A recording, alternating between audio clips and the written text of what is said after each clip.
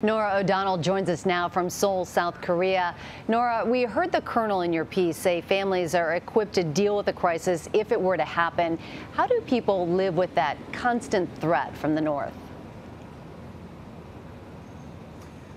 Well, we heard the colonel say, they are prepared for any sort of crisis. They are deployed, and they understand that. But for the most part, Yongsan is very safe, and it has been for decades, since the end of the Korean War.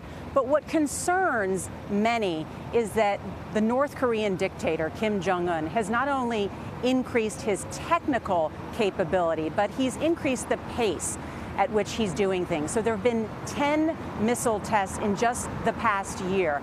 And that suggests that he wants to act, or he wants to have dialogue, as President Moon here in South Korea is now promising. But look, that's a concern.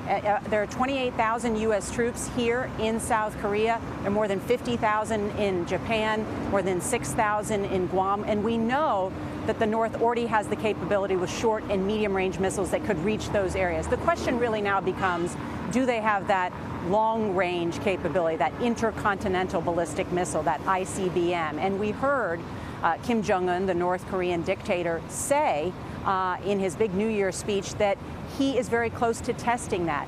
Our own U.S. intelligence believes that that type of a test would happen this year. An ICBM could hit Hawaii, it could hit San Diego. So that really is the big threat looming.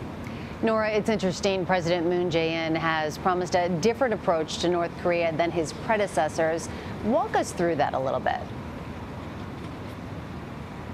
He has. It's a return to what's called the so-called sunshine policy. President Moon is promising dialogue with the North. Just this week, he said that he is ready to sit knee to knee or head to head with Kim Jong-un. He wants to go to Pyongyang. He wants to talk to him. He says he's willing to negotiate without preconditions. That is a big break from what has happened in the past decade. There has not been that type of formal dialogue with the North. And quite frankly, there are a lot of academics and other experts who say it is time for some dialogue, a change, because North Korea is moving so forward with its own nuclear capability that something new must change. What will be interesting is that President Moon, who was just elected last month, is now heading to Washington to meet with President Trump at the White House.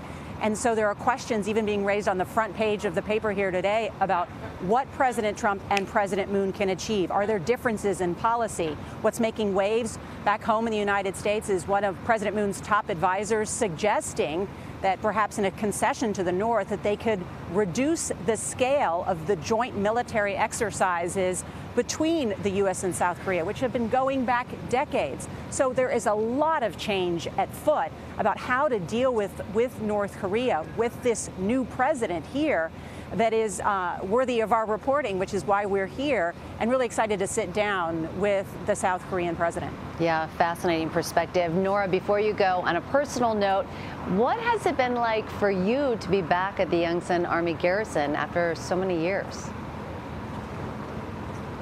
That's right. I actually lived on that military base 33 years ago. I was actually 10 years old, and I actually went there today and went to my old house, which is exactly the same, believe it or not, military housing. 33 years later, I went to the same elementary school, which is exactly the same. They've upgraded, it's got a TV in it, but it's virtually the same. So it really is interesting to come back here. So much has changed, and at the same time, there are a lot of things that are the same. What is interesting is when I was here, because my dad was stationed here, the issue was still the same. There was not a peace agreement with the North. We ended the Korean War 64 years ago with no peace agreement.